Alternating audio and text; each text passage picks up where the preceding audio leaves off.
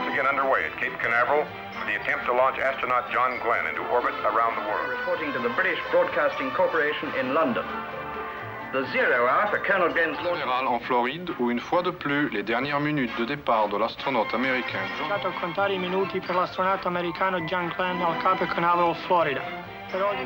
يتحضر مرة ثانية لدورته حول العالم. 佛罗里达州坎纳法国太空航行员约翰格林。州ケープカナベラルではアメリカの宇宙飛行士ジョン・グレンの早期を目前に。Proyecto Mercurio han reportado que ambos, el astronauta y su cohete Friendship 7, and report the astronaut's condition as excellent. Colonel Glenn at Cape Canaveral.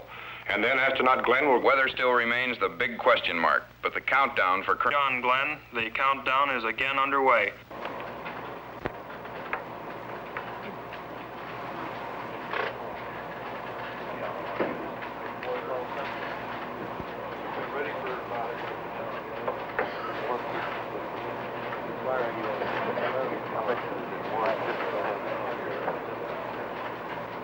With the entire world as our witness, the countdown begins at Cape Canaveral, Florida, for one of man's greatest adventures.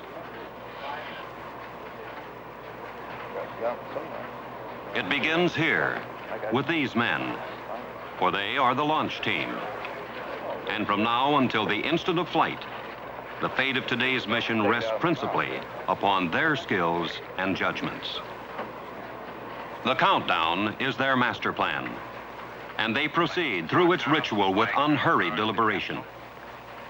Its pages contain the timetable of order they must follow to awaken a giant machine, to test its readiness, and to prime it for the one supreme moment for which it was created. ISO on now, meter reads 19 volts. 12 volt standby on, now meter reads 11.5. 6 volt isolated. Minute after minute, page upon page, the count continues. And in the night beyond this blockhouse, a modified Air Force Atlas rocket now hums with restless energy beneath a Mercury spacecraft as these men usher it toward its final minutes on Earth. Today is February 20th, 1962. And today, if all goes well, the men here will launch an American astronaut into orbit around the world in a spacecraft which he has named Friendship 7.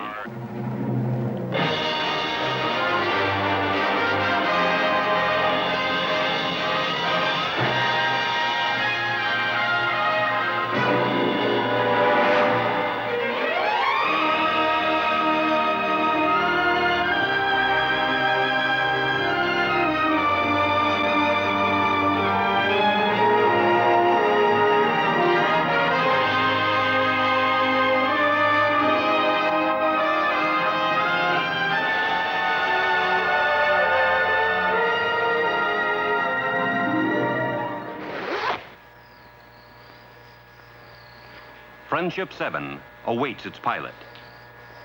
And the pilot has waited 3 years for this day. 3 long, arduous years of study, of training, of waiting. And now he's ready. His name is John Glenn.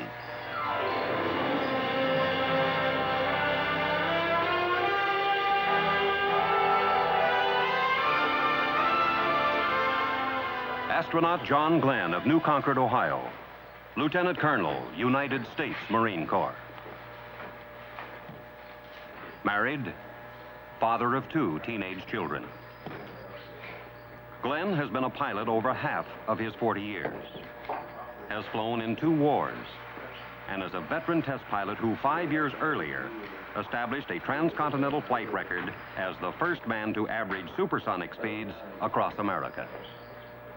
He volunteered for space flight, is one of 7 astronauts selected for Project Mercury, the man in space program directed by the National Aeronautics and Space Administration.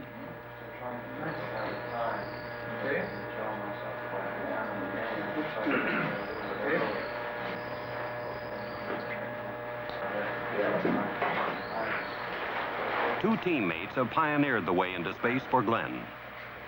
Astronauts Alan Shepard and Virgil Grissom tested the Mercury spacecraft on trailblazing suborbital missions, proving the equipment, and pushing the program to the threshold of orbital flight. And now, it's Glenn's turn. Ready for pressurization.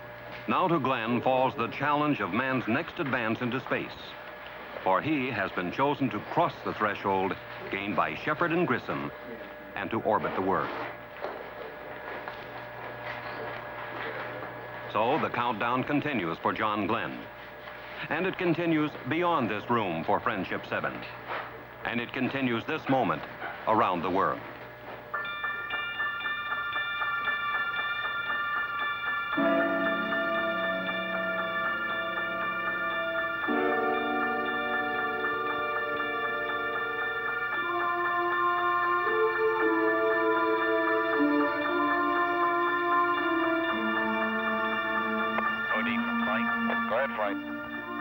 These are John Glenn's ground-based co-pilots, men he knows well, with whom he's trained, and in whose judgment his life is entrusted this day.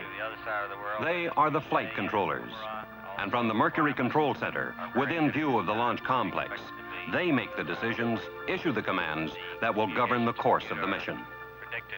To these men throughout the flight will flood the facts needed for decision. The scope of their responsibility of the entire operation defies comprehension. Now, this very instant, the countdown for flight continues around the world, on 3 continents, on islands, in ships and planes, in lands where it's summer and tomorrow is near, in lands where it's winter, and this day is just beginning. Roger, how about you recovery? Recovery's go. Roger, recovery. Roger, CTC, Mercury Control Center is go.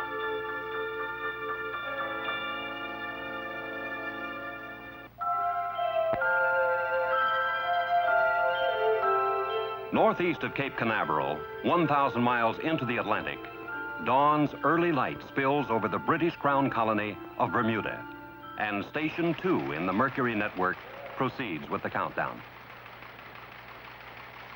The tracking and telemetry stations, 18 in all, form an avenue of electronic checkpoints around the world to monitor and communicate with Friendship 7 as it passes overhead.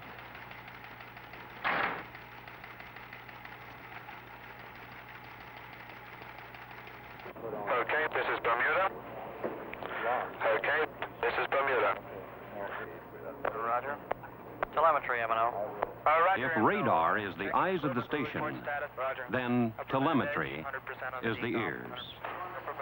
Each second, telemetry will hear and record nearly 2,000 items of information radioed down from Friendship 7.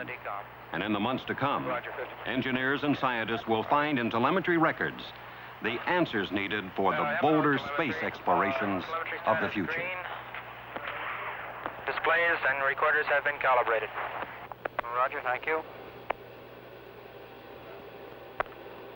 Flight, this is M&O. Go ahead, M&O. All subsystems status green. Roger, M&O. Understand all systems green.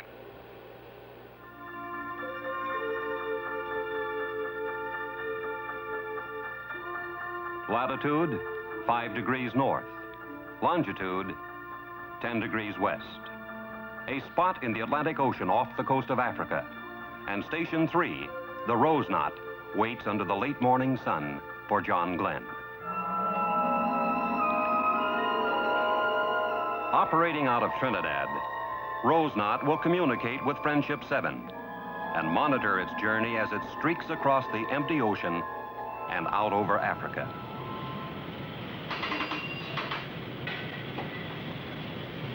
Operation, this is Bridge. We're proceeding at slow speed at about 5 knots. The course is 198 through, over.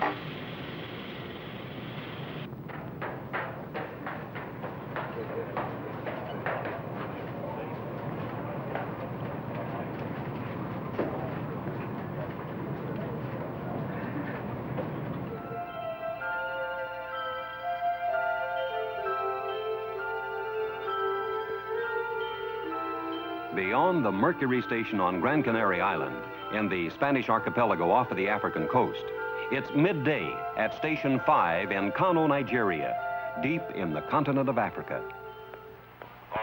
Flight data recorded here at Kano and at Zanzibar on Africa's east coast will relay through this transmitting station to London and then on to America.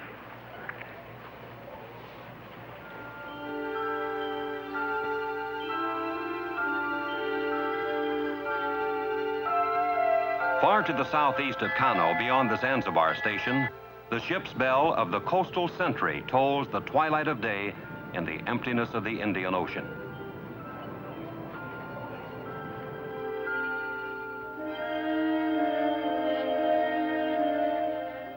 To the east, some 2,500 miles from the coastal sentry, dusk blankets the network's 8th station at Muchet, near Perth, Western Australia, halfway around the world from Cape Canaveral. The printout, code display.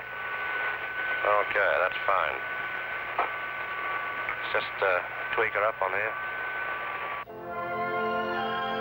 Today, February 20th, is fast fading over the Australian tracking sites at Muchet and Woomera. And when Glenn arrives, tomorrow will greet him. But north and east across the Pacific, far beyond the Mercury station on the coral atoll called Canton Island, February 20th is just minutes old on Hawaii's garden island of Kauai. And there, men prepare for the arrival of Friendship 7. On board site and ready for a 165 check. All Roger. Transmitter is stood. All Roger. Eastward again, deeper into the day that will soon awaken over the Americas. Eastward to the Gulf of California and to the Mercury station at Guaymas, Mexico.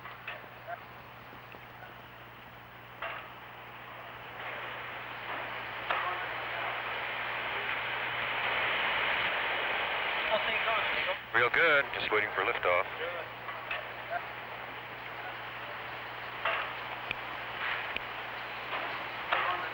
MNOTM, status green. Proceeding with pre-pass calibrations. North of Mexico, in the pre-dawn along the west coast of the United States, the mountaintop station at Point Arguello, California, waits out the long countdown, ready to track John Glenn.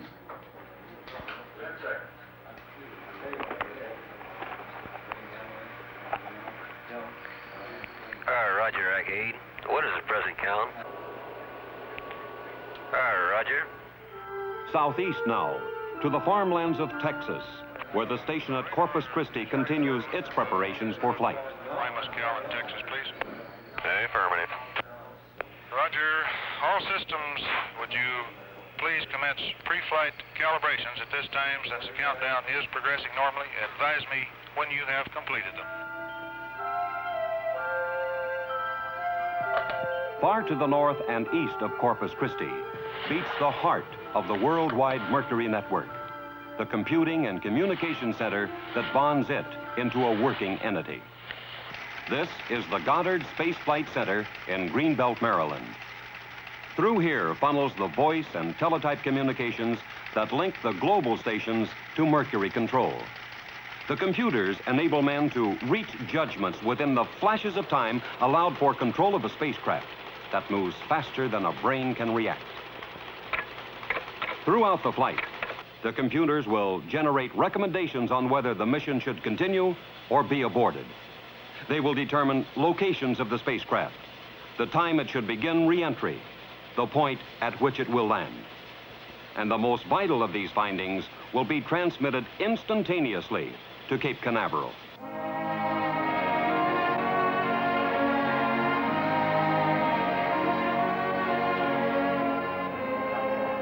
Around the world, all is ready.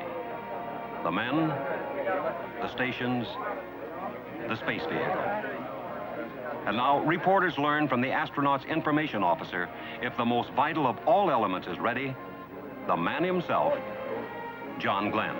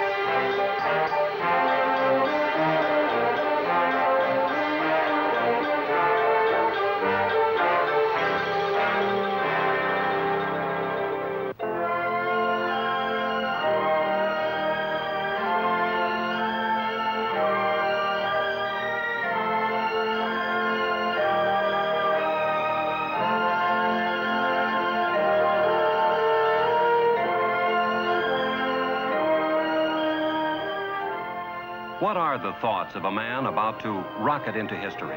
Glenn is the astronaut, the man who will challenge space. But he is just one member of an international scientific endeavor that requires the genius and skills of some 40,000 other men and women scattered throughout the world. From the engineers and technicians who produce the space vehicle to the crews now preparing to launch it. From the tracking experts who will chart his voyage around the globe to the sailors now waiting at sea to recover him. Behind this day stands years of preparation, of research and testing, of planning and training. And the purpose of it all is knowledge. Knowledge of space and of how effectively man and spacecraft can function together in its hostile environment. Knowledge that will serve as the basis for space explorations of the future.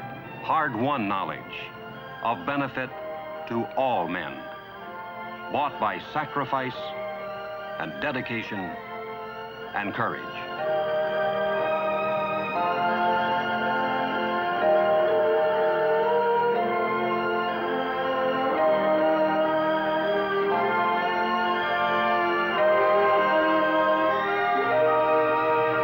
Now, just a handful of minutes remain until the spacecraft crew on the service tower call for the pilot of Friendship 7.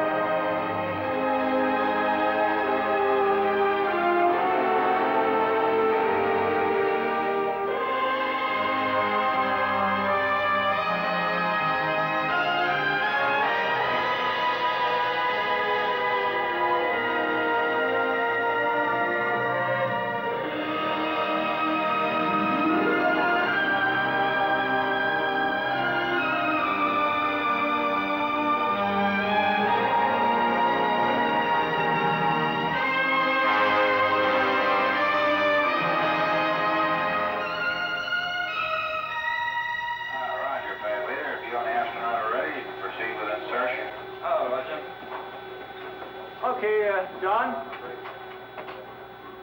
You're ready.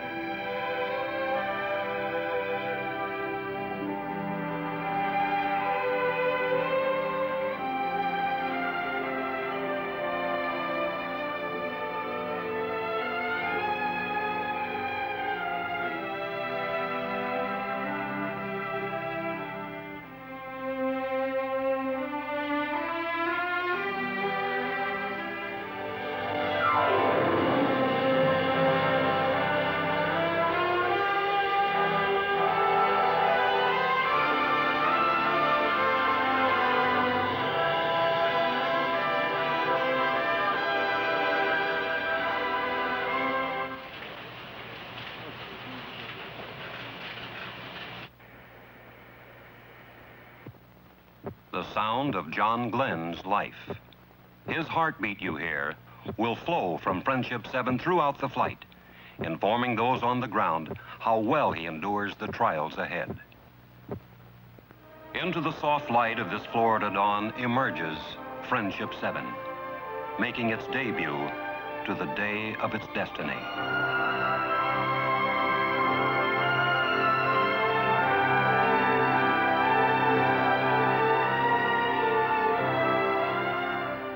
The Mercury Atlas stands alone, waiting to depart this Earth. 250,000 pounds of rocket with thrust equal to 3.5 million horsepower, all to hurdle a 168-pound astronaut into space.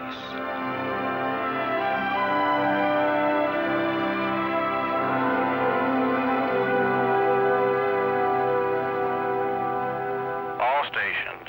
Gantry is in launch position. AMR, CNS band beacons are on. Start interrogation in 1 minute. The countdown sweeps closer to the moment of flight, and recovery teams here at the Cape and around the world ready themselves to aid the astronaut. Above all else, John Glenn's safety is paramount, the dictating factor in all planning. Never in all of history have so many people shared, without censorship, an adventure of such magnitude. Through all news media in all languages, all the peoples of the world are witness to this exploration of space, to its success or failure.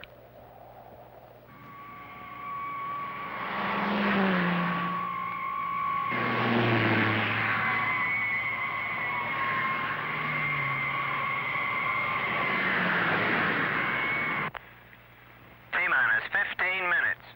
Mark, T-minus 15 minutes and counting. There will be no smoking and a blockhouse until further notice. Okay, this is Bermuda. Go ahead. We just logged on our computer. Stand by for an estimate. Roger. Standing by, Bermuda. Estimate 5 minutes, Kate. 5 minutes. You want us to continue to count? I suggest you take it down to T-minus 7. We may have it by then. Roger.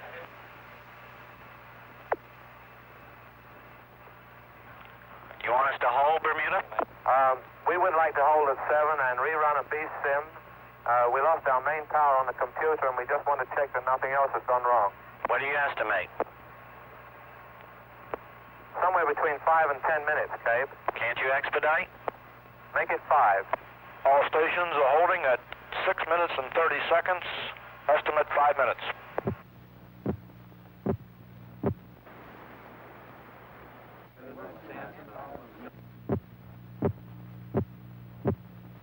We just got to go.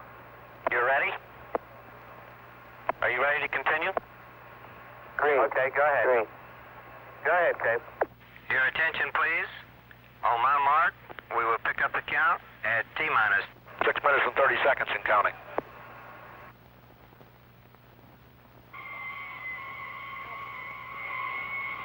The time nears, and soon, this Earth path indicator in the capsule will begin showing John Glenn his changing positions above the world.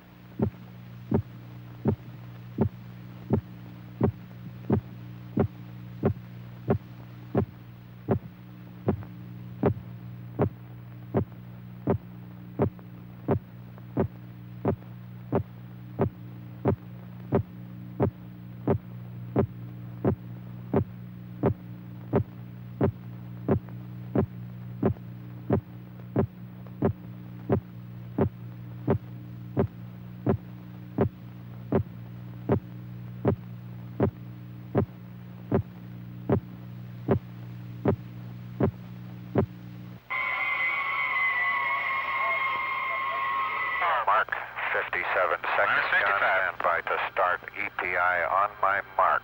Roger. Minus 50. 3, 2, 1, mark. Roger, EPI is Minus started. 45. Minus 40. Status check, pressurization. Locks tanking. Have a blinking high level light. You are go. Water systems. Go. Range operations. Clear to launch. Roger. Mercury capsule, go. All pre-start panel lights are correct. The ready light is on. Eject Mercury umbilical. Oil evacuate. Mercury umbilical clear. Mercury evacuate, lights on. All recorders too fast. T-minus 18 seconds and counting engine start. May the wee ones be with you, Thomas. Good Lord, ride all the way. Godspeed, John Glenn. 10, 9, 8, 7, 6, 5, 4, 3.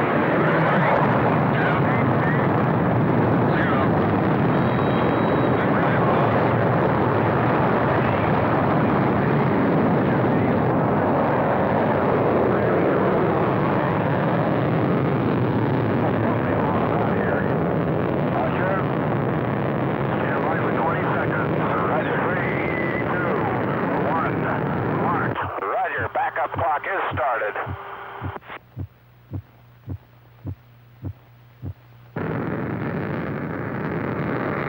Fuel 102, 101, oxygen 78, 100, amps 27. Roger, loud and clear, flight path is good, 6-9.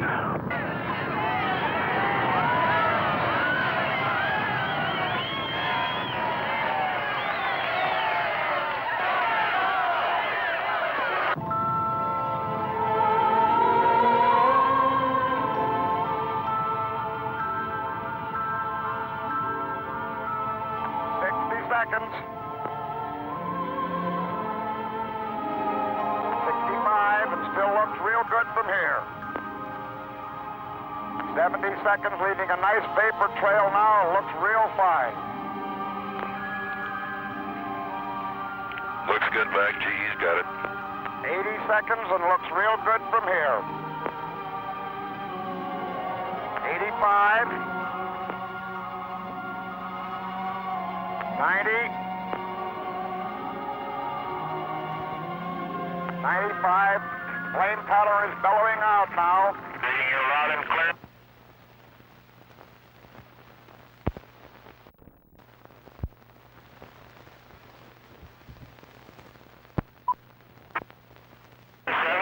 Cape is go. We're standing by for you. Roger, Cape is go and I am go. Our capsule is in good shape.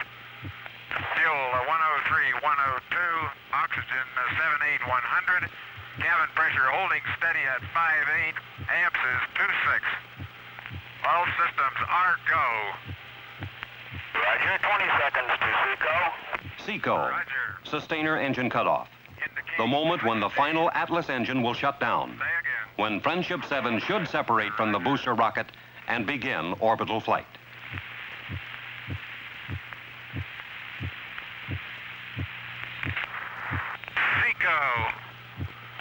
Lots of grades fired, okay. Adjust that. Roger, 0G, and I feel fine. Capsule is turning around. Oh, that view is tremendous.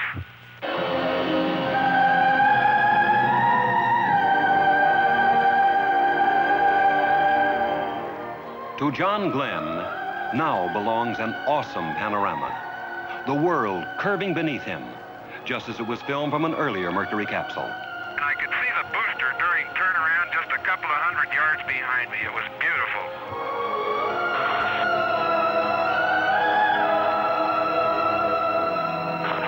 Roger, 7. You have a go. At least 7 orbits. Roger, understand go for at least 7 orbits. This is Friendship 7. Can see clear back a big cloud pattern way back across toward the Cape. Beautiful sight.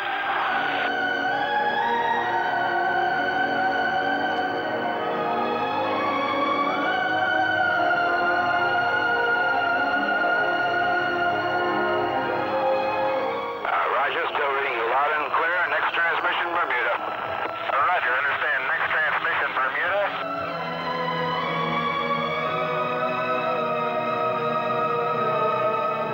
Friendship 7, Bermuda has you.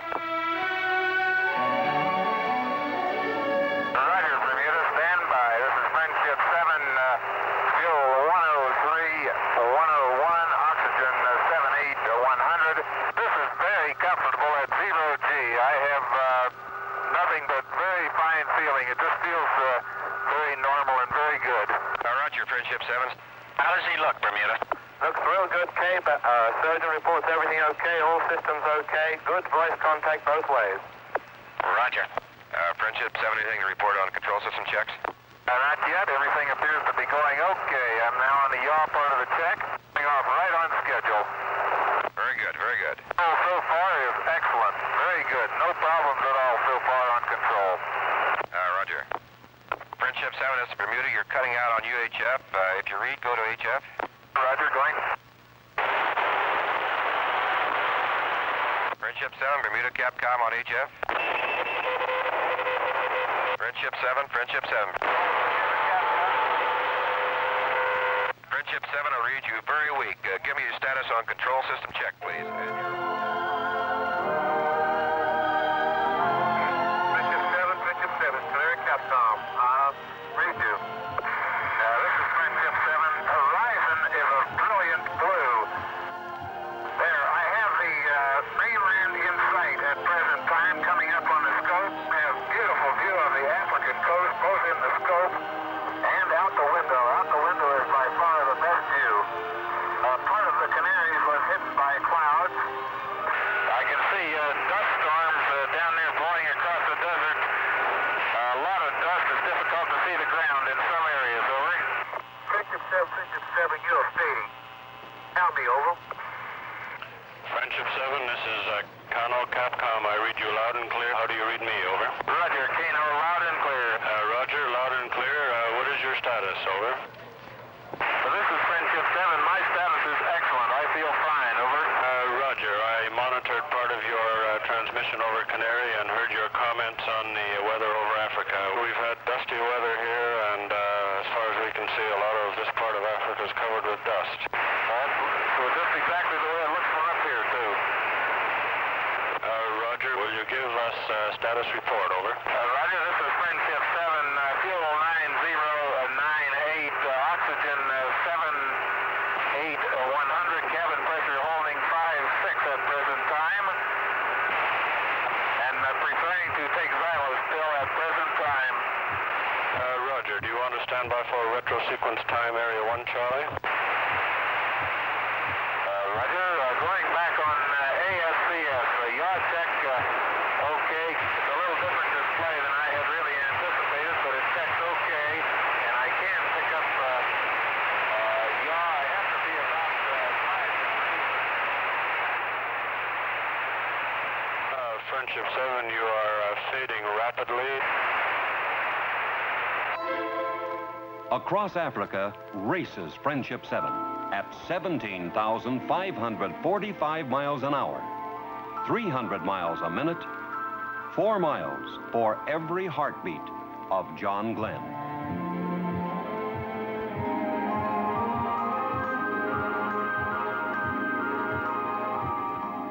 Friendship 7 streaks through the night of tomorrow and races toward the dawn of yesterday. Above the Indian Ocean flashes Friendship 7, far beyond human sight, seen only by the electronic instruments of the Coastal Sentry as she records the lightning passage of the man in space.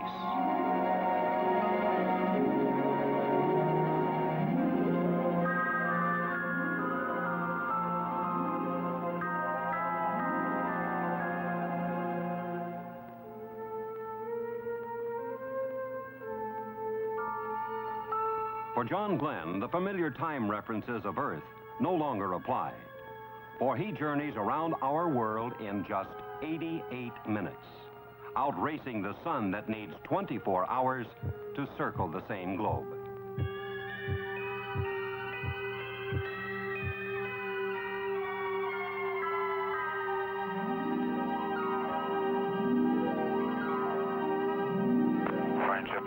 Friendship 7, this is Musée Comtape. Friendship 7, this is Musée Comtape. Do read, over. Hello, Musée Comtech. This is Friendship 7, reading you loud and clear. How me? Roger, Friendship 7, Musée Capcom. How me, over. Roger, how you doing, Gordo? We're doing real fine up here. Everything is going very well, over. Very good, John. You sound good. Roger. That was sure a short day. Time passes rapidly, huh? Yes, sir. Right. Shortly, you may observe some lights down there. You want to take a check on them out to your right, over. Roger, I'm all set to see if I can't get them in sight. Roger. Any symptoms of vertigo or nausea at all, over? Negative. No symptoms whatsoever. I feel fine, over. Good show. Roger, I do have lights in sight on the ground, over. Roger, understand you do. Just off to your right there? That's affirmative. Just to my right, I can see a big pattern of lights, apparently right on the coast. I can see the outline of a town and a very bright light just to the south of it. Roger, that's Perth and Rockingham you're seeing there. Roger, the lights show up very well, and thank everybody for turning them on, will you? Roger, sure will, John.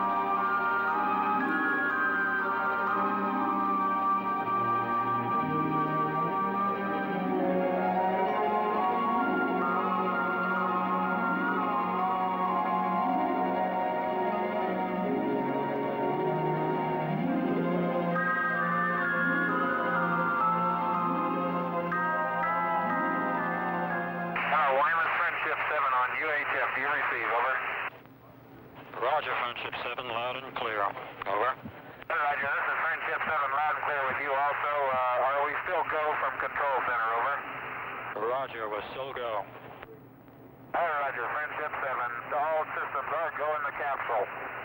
Friendship 7, Grimus, if you have a chance, could you give us a blood pressure check? Over. Roger, Friendship 7, we'll give blood pressure check. I still have some of these particles that I cannot identify coming around the capsule occasionally, over. Roger, how big are these particles? Over. Very small. I would indicate they're of the order of a 1/16 of an inch or smaller. They drift by the window, and I can see them against the dark sky. Just at sunrise, there were literally thousands of them. It looked like just a myriad of stars, over.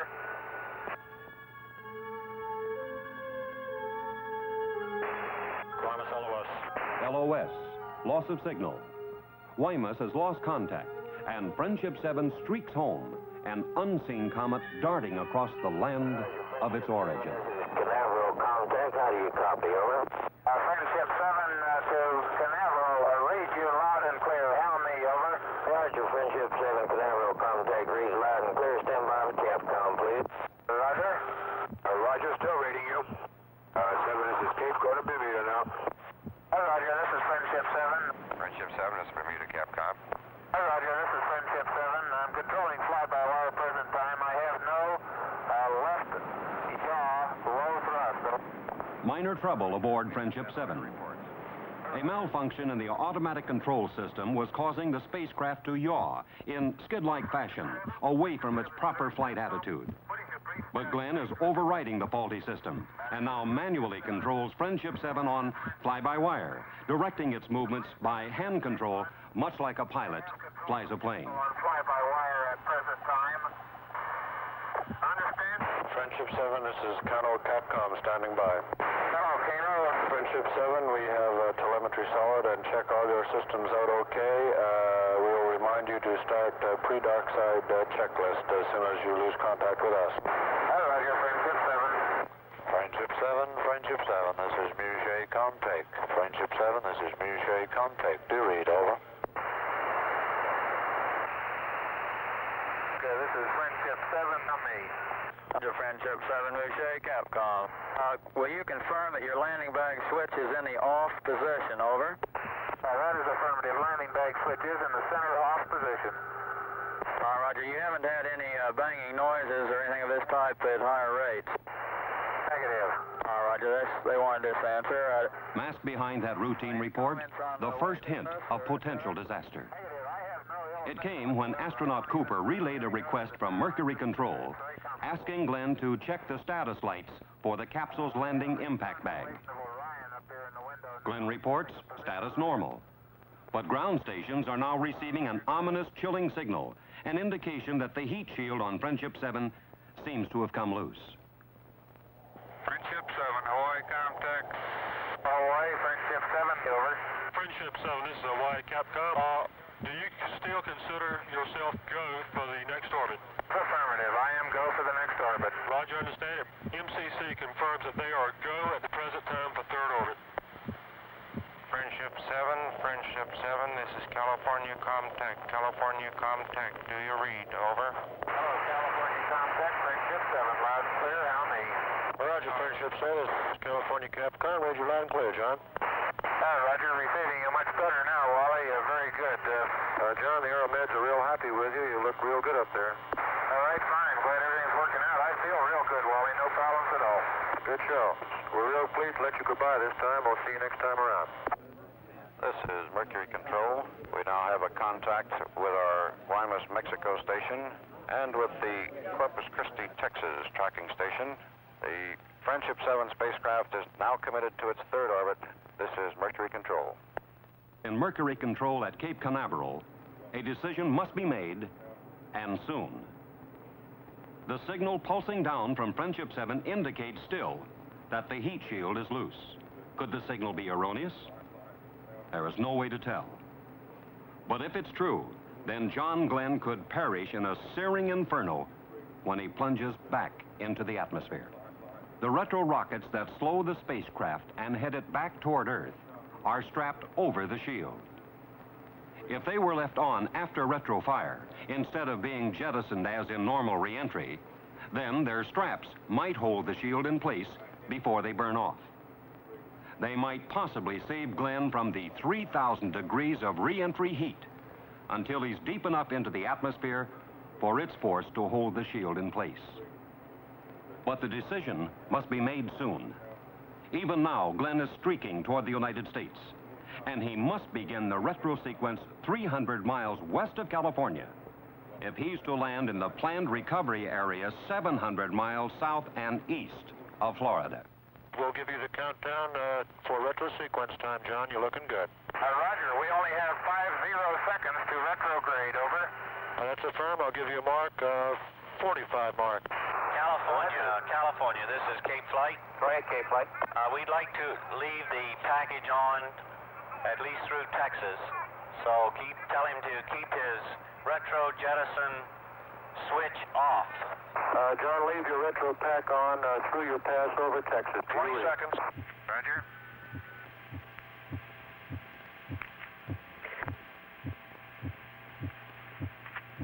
Five, four, three, two, one, fire. Roger. Retros are firing. Oh, Roger, baby. Are they ever? It feels like I'm going back toward Hawaii. Don't do that. You want to go on the East Coast. Roger. Fire retro light is green. All through here. Roger. Roger. Retros have stopped. Hunter. Keep your retro pack on until you pass Texas. That's affirmative. John. That's real good-looking flight from what we've seen. Yes, sir. Looks good, Wally. We'll see you back east. Right. All right, boy. Texas Capcom Cape Flight. Go ahead, Cape Flight. Go ahead. We have decided to re-enter with the pack on. This is Texas Capcom Friendship 7. We are recommending that you leave the retro package on through the entire re-entry. This means that you will have to override the 05G switch, which is expected to occur at 0443. This also means that you will have to manually retract the scope. Do you read? This is Friendship 7. What is the reason for this? Do you have any reason? Over. Not at this time. This is the judgment of Cape Flight. Roger. Say again your instructions, please. Over. We are recommending that the retro package not, I say again, not be jettisoned. This means that you will have to override the 05G switch, which is expected to occur at 044353. This is approximately 4.5 minutes from now. This also means that you will have to retract the scope manually. Do you understand? Roger, understand. I will have to make a manual 05G entry when it occurs and bring the scope in manually. Is that affirmed? That is affirmative. Friendship 7. Roger. Friendship 7 is Cape, over. Go ahead, Cape, Friend 7. I recommend you go to the altitude and the retract the scope manually at this time. Roger, retracting scope manually. While you're doing that, we're not sure whether or not your landing bag has deployed. We feel it's far safer to re-enter with the retro package on. We see no difficulty at this time in that type of re-entry. Over. Roger. Understand. 7, this is Cape. The weather in the recovery area is excellent. 3-foot waves, only 1/10 cloud coverage, 10 miles visibility. Roger, Friendship 7.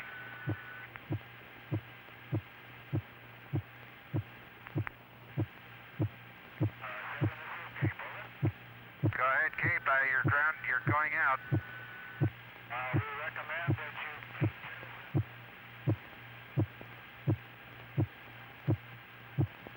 Retro pack upon reaching 1 to 1.5 G. Do you understand? Over. Amen. 7, this is Cape transmitting blind. Recommend Suddenly, all contact with John Glenn and Friendship 7 is lost.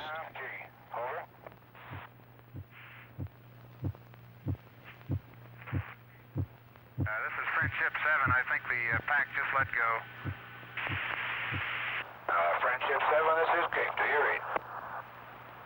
This is Friendship 7, a real fireball outside. 7, this is Cape transmitting blind. Hello, Cape. Friendship 7, over. 7, this is Cape. Do you read? Over. The furnace-like heat of re-entry has created a barrier of ionization around Friendship 7, halting all voice communication.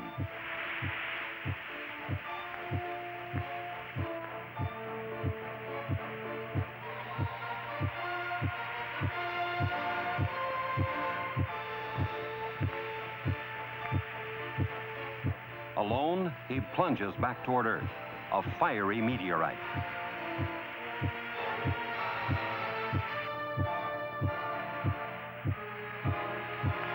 Hello, Cape. Friendship 7, over. Friendship 7, this is Cape. Do you read? Over. Hello, Cape. Friendship 7, do you receive? Over. The thickening atmosphere breaks his descent, slowing Friendship 7 from 17,500 miles an hour to 1,300 miles an hour in slightly over 3 minutes. And the forces of gravity slam against John Glenn until he weighs 8 times his normal weight.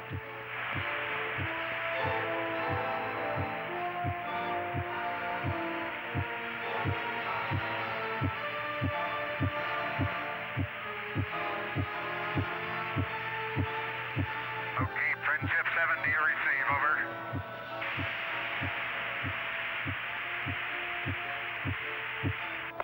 This is Cape transmitting blind. Your IP is within 1 mile of the uprange destroyer.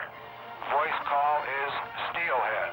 Steelhead is the code name for the destroyer Noah, waiting to recover Friendship 7. But John Glenn cannot hear the message. Right around 4:43 flight. It was about on time. Keep talking now. Friendship 7, this is Cape. Over.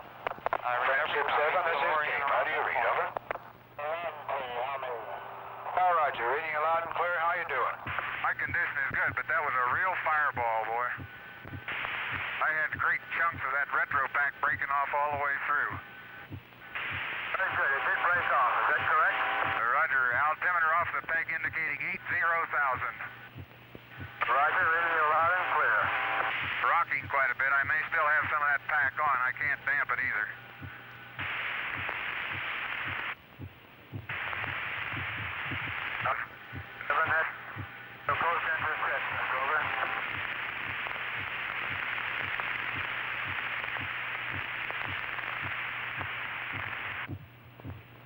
Friendship 7, going to drogue early. It's a rocky first furnace. Drogue came out. Drogue is out. Roger, drogue came out at 30,000 in about a 90-degree yaw. Roger, is the drogue holding off? Roger, drogue looks good. Roger. Scope did not come out. Checklist. Roger, pumping the scope out. That's over. Say again.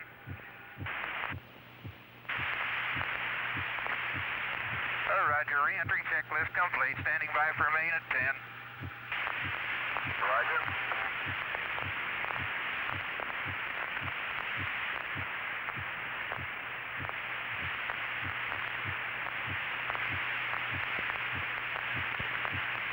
Coming down on 10. Snorkels are open. Roger, understand. Snorkels open. Roger. Main chute is on green. Chute is out in reef condition at 10,800 feet and beautiful chute. Chute looks good. On O2 emergency and the chute looks very good. Rate of descent has gone to about 42 feet per second. The chute looks very good.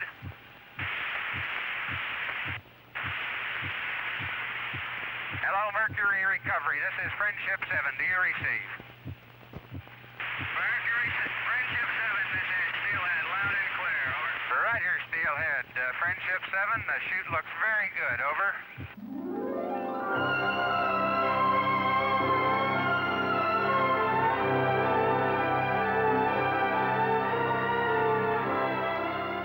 Home is the Voyager. Behind, a journey of 81,000 miles through 3 days and 3 nights in just 4 hours and 56 minutes. At 3:04 p.m. Eastern Standard Time, Friendship 7 comes to rest aboard the United States destroyer Noah, and John Glenn returns to the people of Earth. A change of clothes, a breath of cool air, a short debriefing. Then, Glenn leaves the Noah, heading for the aircraft carrier Randolph, under the golden splendor of his 4th sunset of the day.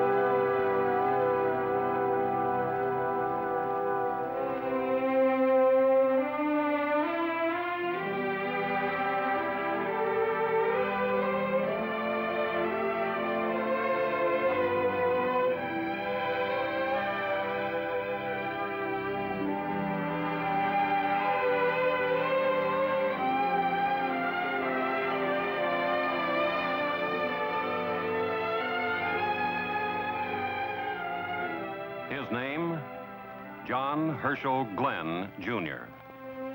Lieutenant Colonel, United States Marine Corps.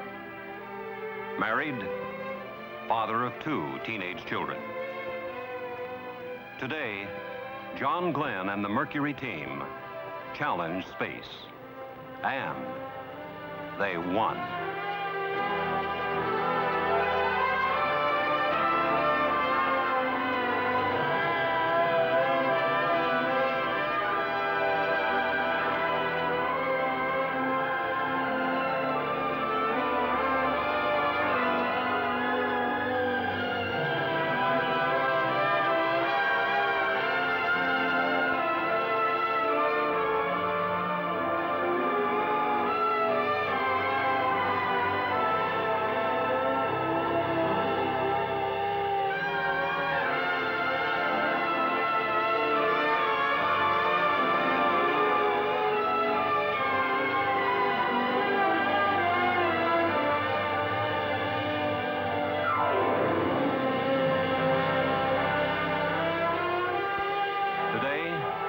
John Glenn dared space. Other brave men will follow tomorrow, and in the tomorrows after that. Each step more bold as we reach out to explore the universe around us.